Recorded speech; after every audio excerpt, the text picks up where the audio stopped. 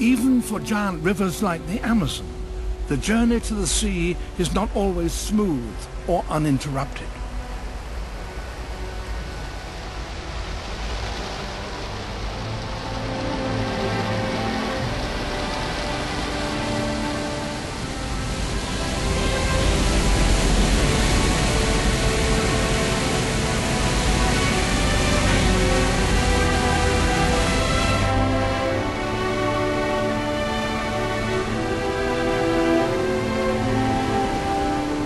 Iguaçu Falls, on the border of Brazil and Argentina, is one of the widest waterfalls in the world, 1.5 miles across.